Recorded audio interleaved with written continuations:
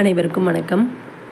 இப்போ 6ஆம் வகுப்பு முதல் பருவத்தில் இருக்க ஒரு உரைநடை சிறகின் ஓசை அப்படிங்கிற பாடம். இது ரொம்ப ஒரு முக்கியமான ஒரு பாடம்.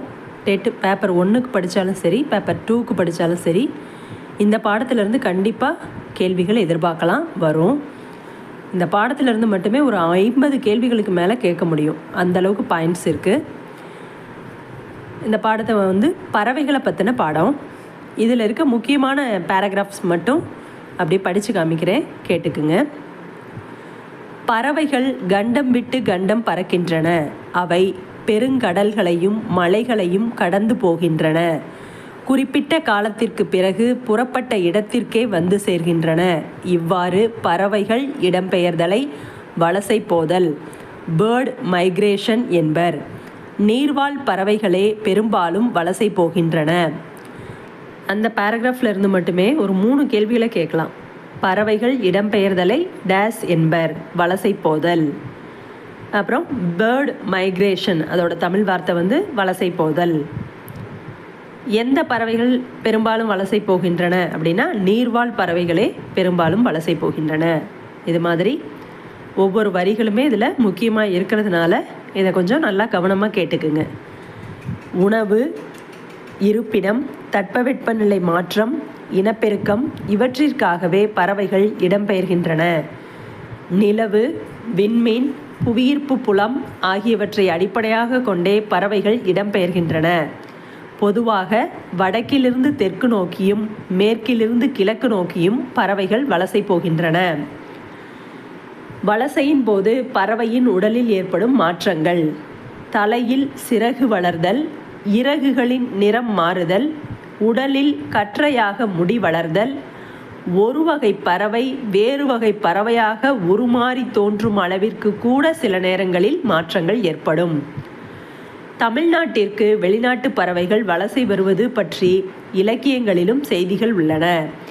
ஏறத்தாழ 1500 ஆண்டுகளுக்கு முன்பு வாழ்ந்த சத்திமுத்த புலவர் நாராய் நாராய் செங்கால் நாராய் என்னும் பாடலை எழுதியுள்ளார்.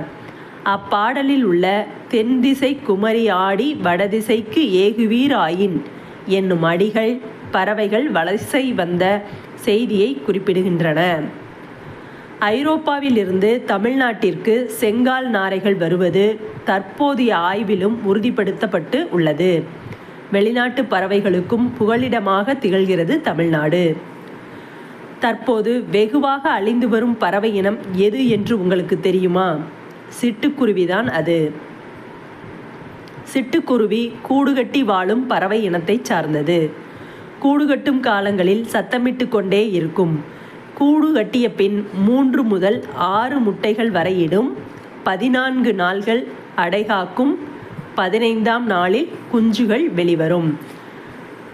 துருவ பகுதிகள் தவிர மனிதன் வாழும் இடங்களில் எல்லாம் சிட்டுக்குருவிகளும் வாழ்கின்றன. இந்தியா முழுவதும் சிட்டுக்குருவிகளை காணலாம். இமயமலை தொடரில் 4000 மீட்டர் உயரத்தில் கூட இவை வாழ்கின்றன. சிட்டுக்குருவியின் வாழ்நாள் 10 முதல் 13 ஆண்டுகள் ஆகும். காக்கை குருவி எங்கள் ஜாதி என்று பாரதியார் பாடினார். மனிதன் இல்லாத உலகில் பறவைகள் வாழ முடியும், பறவைகள் இல்லாத உலகில் மனிதன் வாழ முடியாது என்கிறார் பறவையியல் ஆய்வாளர் சலீம் அலி. இவ்வுண்மையை நாமும் உணர்ந்து இயற்கையை போற்றி பறவைகளை காப்போம். இந்த பாடத்தில் இருக்க தெரிந்து தெளிவோம் பகுதிகளை படிக்கிறேன், கேளுங்க. முதல் தெரிந்து தெளிவோம். கப்பல் பறவை. சிறகடிக்காமல் கடலையும் தாண்டி பறக்கும் பறவை கப்பல் பறவை, ஃப்ரிகேட் பேர்டு. இது தரையிறங்காமல் 400 கிலோமீட்டர் வரை பறக்கும். இது கப்பல் கூளைக்கடா, கடற்கொள்ளை பறவை என்றும் அழைக்கப்படுகிறது. 2வது தெரிந்து தெளிவோம். இந்தியாவின் பறவை மனிதர். இன்றைய பறவையியல் ஆய்வாளர்களுக்கு முன்னோடி டாக்டர் சலீம் அலி. தம் வாழ்நாள் முழுவதும் பறவைகளை பற்றிய ஆராய்ச்சி செய்வதிலும் அவற்றை படம் பிடிப்பதிலும் ஈடுபட்டார். அதனால் அவர் இந்தியாவின் பறவை மனிதர் என்று அழைக்கப்படுகிறார். பறவைகள் குறித்து பல நூல்களை எழுதியுள்ளார். தம் வரலாற்று நூலுக்கு சிட்டுக்குருவியின் வீழ்ச்சி என்று பெயரிட்டுள்ளார். பறவைகள் பற்றிய படிப்பு ஆர்னித்தாலஜி எனப்படும்.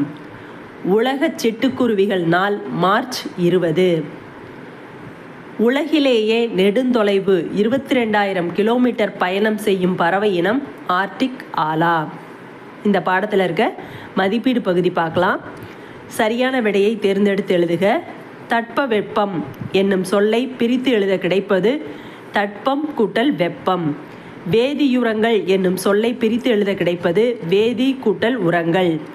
தரை கூட்டல் இறங்கும் என்பதனை சேர்த்து எழுத கிடைக்கும் சொல் தரையிறங்கும். 4வது கேள்வி. வழி கூட்டல் தடம் என்பதனை சேர்த்து எழுத கிடைக்கும் சொல் வழித்தடம். சிட்டுக்குருவி வாழ முடியாத பகுதி துருவப்பகுதி. மிக நீண்ட தொலைவு பறக்கும் பறவை ஆர்டிக் ஆலா. பறவைகள் வலசை போவதை பற்றி பாடிய தமிழ் புலவர் சத்திமுத்த புலவர். பறவைகள் இடம்பெயர்வதற்கு வலசை போதல் என்று பெயர். இந்தியாவின் பறவை மனிதர் டாக்டர் சலீம் அலி. பறவைகள் வலசை போக காரணங்களுள் ஒன்று தட்பவெப்பநிலை மாற்றம். பொருத்தமான சொல்லை கொண்டு நிரப்புக. மரங்களை வளர்த்து இயற்கையை காப்போம். செயற்கை உரங்களை தவிர்த்து நிலவளம் காப்போம். தமிழகத்தில் வலசை பறவைகளின் வருகை மிகுந்துள்ளது. தற்போது சிட்டுக்குருவிகளின் எண்ணிக்கை குறைந்துள்ளது. அவ்வளோதான் இந்த பாடத்தில் இருக்கிற முக்கியமான செய்திகள். நன்றி.